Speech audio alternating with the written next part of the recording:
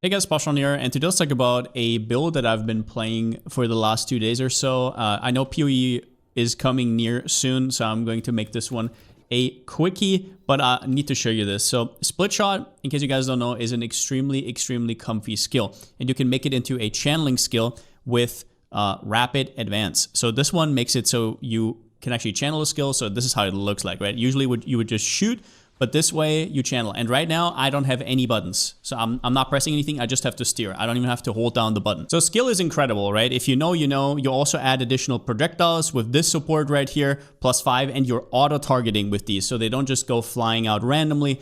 You will actually hit the target, and you can get up to 375% more damage with extra channel stacks, which is pretty disgusting. This is probably the comfiest skill I've ever played. I'm using it on an Erika2. We'll talk about all of this, but I wanted to do something different. So I already played armor stackers in the past. I played strength stackers, and I was looking for a new way of scaling, and I found it, and it is pretty damn ridiculous. And it only works because of Vorax items, because of the new mechanic and the new items. I'll explain it one by one. So this prism here got buffed last patch, or this patch right now. It used to be 30%, but now it's 50. And what this does is, let's say you get 20 fire res, you also get 10 cold res and 10 lightning res. That's basically what it does. So it's very efficient. Funnily enough, even if you don't do anything weird with it, just getting res, freeing up a lot of your suffixes for other stuff like crit or attack speed, pretty nice. When it gets stupid though, is when you combine it with certain items. So the first one is Legless Bird's Lament. So this one gives me 3 lightning pen for every 2 lightning res. So if I get, let's say 200% lightning res, which is what I'm currently at, I get 600 pen. With enemies that have resistances, that's like ×10 or more damage. And this is one of the most ridiculous items in the game. You probably know about it already, but yeah, but just wanted to highlight this. But then Vorax introduced something new. So up to here, right? Like, okay, so it's pretty nice, but why do you need the fire res?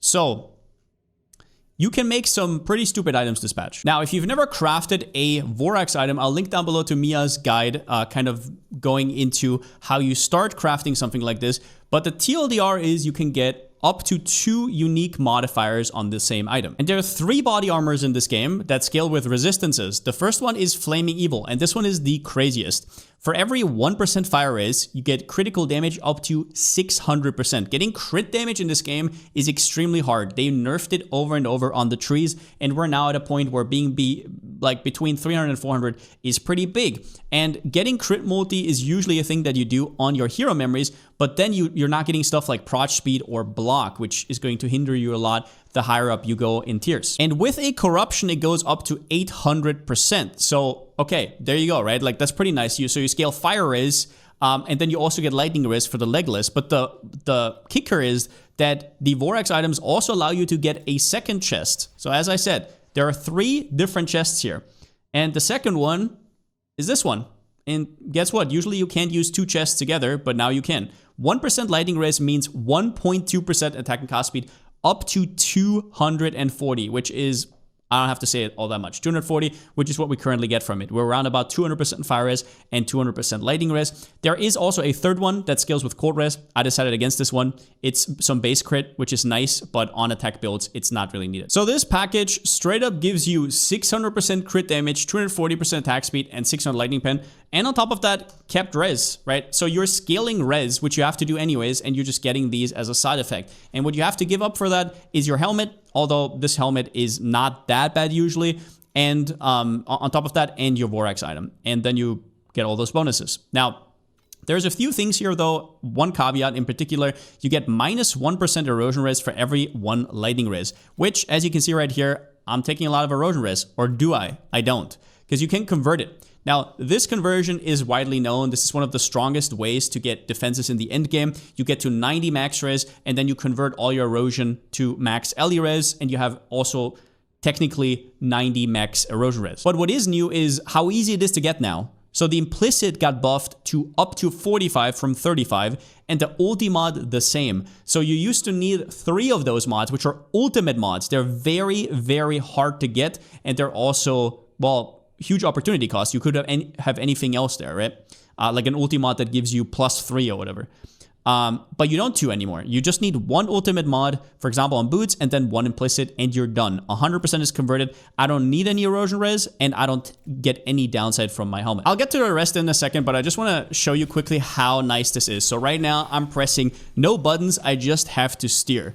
I wanna make that really clear because I play Tangle, and if you look at the minimap and you see enemies, you can see how far away they die. And yes, this is currently profound. I'm sitting at around about 5 trillion damage, and I'm currently looking towards getting to deep space, so that will take a little bit longer, and this build is very expensive, just to be completely clear. But yeah, it's destroying everything in the game. So if you're looking for a build to infinitely spend currency on, this is one of the best ones you can do. I still have some leftovers, some blue mods here, right? Like not all of my ultimate mods are actually upgraded, and I am still only sitting at 66 max res, which is very bad. I want to get to at least 80, which you can with an ultimate tier 0 here, plus the Dreamcraft, plus the implicit, but yeah, I have to farm up first. All right, so you understand the baseline damage scaling of this build, but there is more to it because we're also Erika2, which is Numb scaling. So Erika2, all you have to know is that you want to be constantly moving in order to deal the most possible damage, and that is because of Electrify stacks. If you look at Numb stacks on enemies, you can see this number right here, and if you're not fast enough or if you're too far away, then you're not going to have it on 10. You want to be at between 8 and 10 all the time. I'm currently only on 8. I swapped a few things around to get a little bit tankier, but that is what it is. So the more movement speed you get, the more damage, and that is also true because of this mastery right here. So you get 4% additional Numb effect for every 1% movement speed up to 100. If you don't know what Numb is like Shock from PoE1. And you can read through all of this, but baseline, 1 Numb stack gives 5% more damage taken to enemies. You can get up to 10, then they take 50% more damage. But that 50% more can be scaled. So for example, with Conductive, you can get it to 11% per stack. So now they're taking 110% more damage. Then you can increase that with stuff like Kismets right here. I'm getting a ton of Kismets for Numb effect. These were also buffed, by the way, from 6 to 8%. And these were buffed from, I think, 12 to 16, up to 16. And you just take them wherever you can get. I'm still missing one, but there it is. And then your hero abilities give you additional Numb effect. This one gives you additional Numb effect, this one, and also this one. So you're just getting into crazy number territory. And if we're talking, I'm currently sitting at 734, which I don't think encompasses all the hero traits. The real math is somewhere over 1,200, 1,300, which means that if we do the math, 110% more damage is baseline for Shock, and then times, let's say 12 or so, we're dealing 13 times the damage that we do to numbed enemies than we would without it. So this package, all the Numb investment that we do, including the Thunder Manipulators, is definitely worth it. And we want to be Lightning anyways because of Legless Bird. We can't convert into anything else, do any shenanigans, because we want the Lightning Pen at the end here. And yeah, as for my skill, this is a shell that you can use on spellcasters, you can use it on tech builds, whatever the hell you want. Depending on what it is, there might be better stuff out there, obviously. I'm not saying there isn't, but this is a very efficient package, is all I'm saying. But I wanted to play Split Shot, and I wanted to spin around. This is one of the most fun skills I've ever played. Importantly, you want to go to battle and enable auto channel. This means I press the button once, you see now it stops, and off it goes into the direction of your cursor. It is absolutely incredible. Kind of like if you guys played Mind Control before. Few things to note about this skill. You do not need to stack additional projectiles. It is not that good because it has a huge shotgun coefficient. It does deal more damage if you stand next to enemies, but it doesn't really do all that much. Plus, you already start at +5 projectiles from diversion, and this one auto targets enemies if they're nearby, which is super good. And this is the culprit. This is a little bit more expensive, the rapid advance. This one makes you be able to channel the skill. Most importantly for the skill though, you want one singular jump somewhere. This is like Chain from PoE. And it makes the clear so much better. So every projectile you fly out will also hit a second target, and it auto targets it. So it's, once again, just an absolute blast to play the skill. Okay, so let's quickly go over items. My weapon, this one is a little bit weird. So I bricked this one here, don't mind. I'm currently rolling for Lucky Crit. We'll see when I get it. Now, this sequence is almost impossible to get, and it's not that great. I just had my fingers on it, and I have like 1,000 dex, but I'm not a dex stacker, so I can't really utilize this mod too much. You either make a full fizz weapon, or you make just flat lightning damage and get lightning damage from your flat lightning damage from your rings, but you need some source of lightning damage. You cannot really go for the dex stacker boots, or I wouldn't really do it, because then you're just going to be squishy. This build can get extremely tanky. I currently don't have any of my tools, but it will go up well over 300,000 survivability, even on the low amount of HP that I have. And the recovery is also very good. More on that in the skill section. Other than that, yeah, the usual. You guys know the drill. Here, most important role is the max res. This one can go up to 10%, and it also counts for erosion. And the more conversion you have from physical to LE, the more it's also going to count for your physical. And on top of that, with everything, we're trying to convert everything into LE. Precise LE res is also really good. Once again, LE res scales our damage, so that it's an offensive aura, but also a defensive aura at the same time. Other than that, you will see a lot of, surprise, surprise, fire res rolls everywhere. And I mean everywhere, because fire res also counts towards your lightning res because of the one for all, which means a lot more damage. Once again, this is the cornerstone of the build. Do note that I have a very good one that does not replace your talent, because usually all for one or one for all replaces your talent, but in this case, I don't, so I can also get this lucky crit. You need conductive somewhere. I do have the conductive in one of my slates right here on my pedigree. Also do note that I have Gale on my belt, which is quite expensive. This one gives me 60% of projectile speed bonus is applied to the additional bonus. So what that means is if you go to your skill and you look down here, I currently have 209% increased projectile speed. This gives me 125% more damage. Problem is the talent tree is really bad, so you don't want to take it there. You either need it on belt or on your slate. And if you're going to ask, well, maybe I just don't scale any projectile speed, the skill also just feels a lot better with projectile speed. So it's just like the clear is amazing because you're going to get so fast with God of War, and I have a base movement speed of, I think, 250 or 300 or something. You're going to get too fast and you're going to outrun your projectiles. So you scale projectile speed, get faster, and you also get the more multiplier from Gale. Important for your ulti mods everywhere is don't get any penetration because you already get so much. You get like 600%. You're way off, but you want to get armor damage mitigation penetration, which is very, very strong. Otherwise, yeah, pretty straightforward gear. You want the conversion. You want physical to LE as much as you can. Doesn't matter whether it's lightning, fire.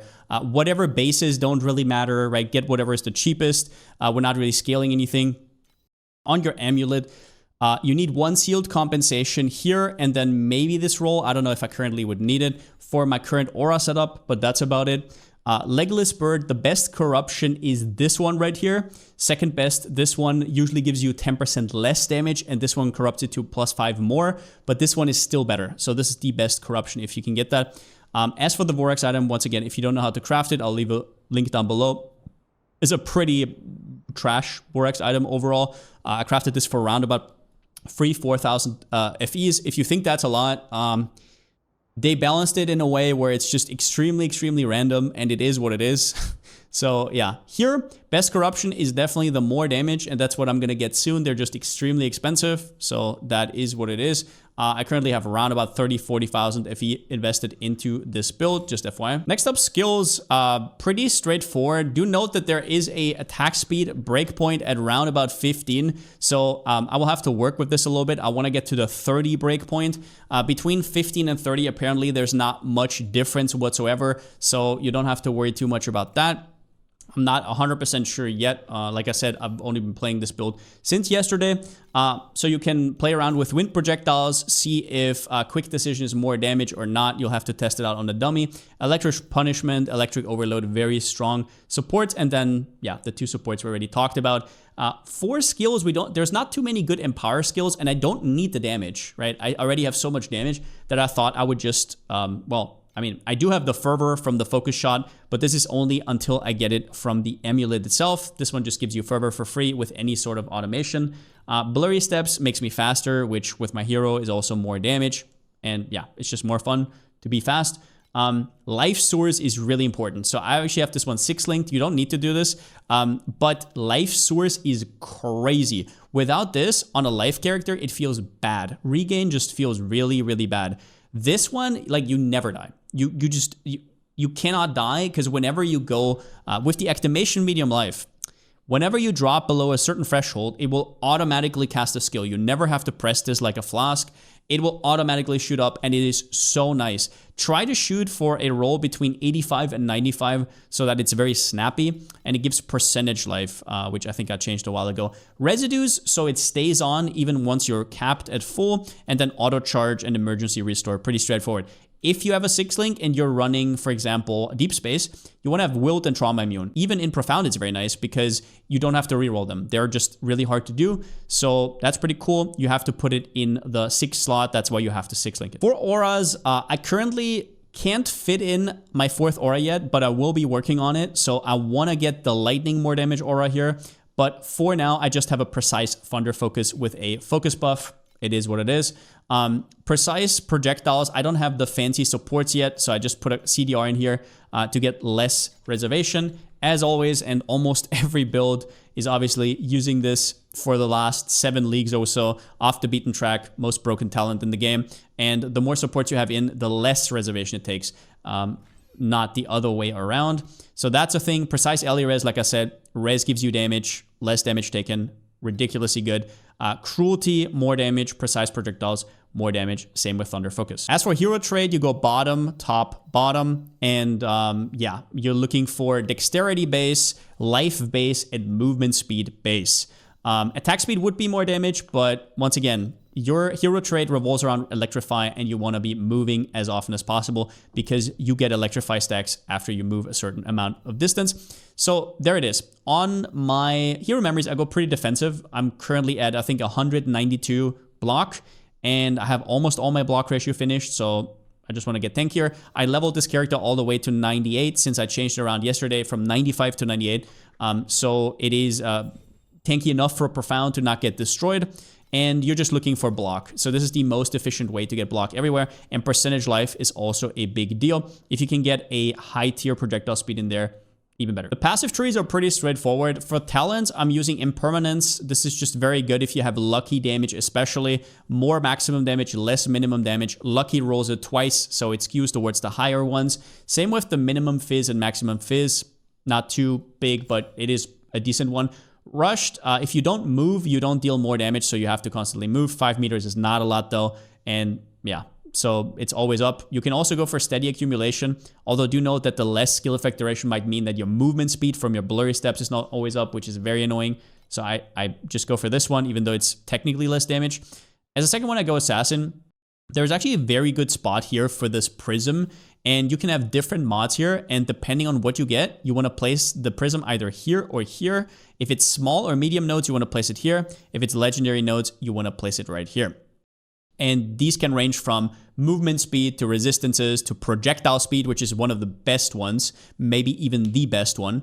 And other stuff like life or whatnot. And the last one is very expensive to roll, so you can also leave that one out for now. Just know that it will overwrite your talent, so you're not going to get lucky or conductive, and you'll have to get it somewhere else. To be clear, lucky is not mandatory. It's like around about 33% more damage, but that is not mandatory, but conductive is. If you don't have conductive, the build will not work. Then we go Elementalist, and I did something pretty cute here that I don't see too often. So a lot of people, when they think about inverse image, they think about, oh, I'm going to get this +1 max channel stack to +2. So I need a very expensive 50% increased legendary talent. But what people do not understand is how broken this node right here is.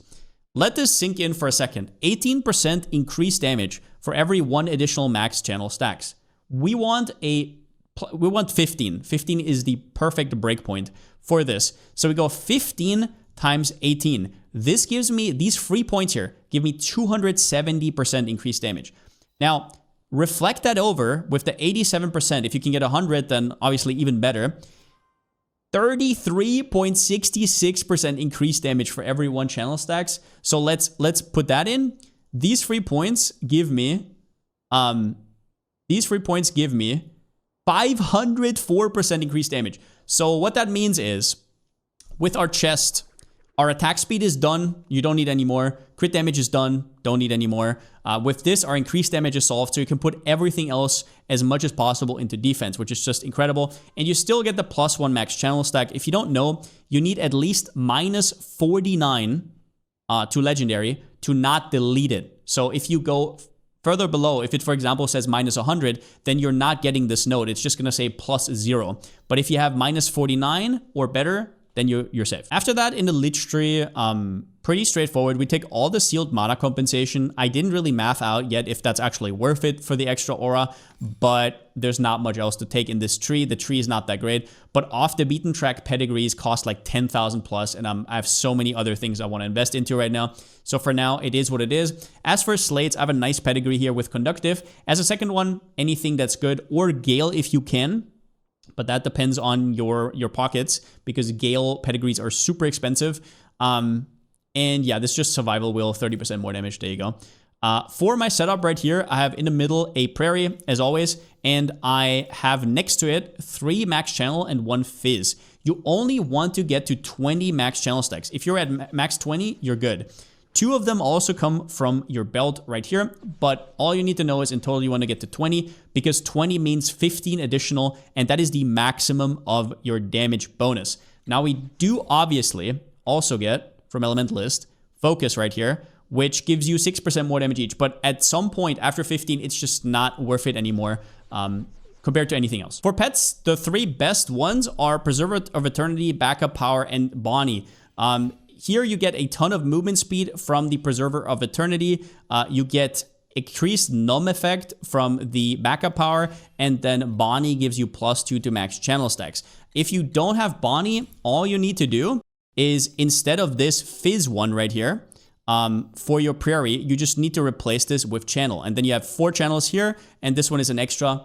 Also, once again, back to 20. If you look at my slates in general, this is kind of how they look like. I have +2 max channel stacks, which needs to be on the bottom. Now, one thing I will say that a lot of people don't know, just in case you're looking for those, they're really annoying to look for, right? So you go to Advanced, and you go to, boom, Fallen Starlight, Search Criteria, Channel Stacks, right? There is a new functionality, I don't know when they added it, the Last Talent.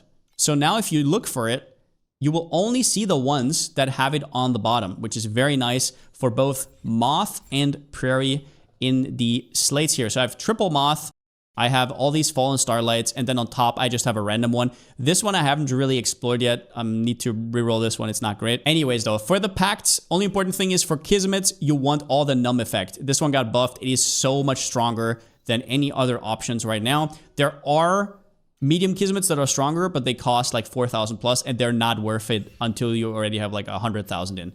These are great, and they're cheap, so just grab them as much as you can. Absolutely, absolutely crazy. Get as much of them as possible. More than anything, I just wanted to show you the one for all tech with the resistance stacking. Obviously, you can play whatever skill you want. I just wanted to show what I did here. PoE is right around the corner. Free League is starting, so usually I would take more time to flesh this one out a little bit more, but make it a little bit more efficient. I'm sure there's mistakes somewhere, but I just wanted to throw this one out before we're gonna get into Free again. And yeah, hope you guys are having a great TLI League. I'm having a blast with the league mechanic. If you haven't checked out already, I made a video about the league mechanic if you're having troubles. And yeah, other than that, since I still don't have a slogan, see you next time.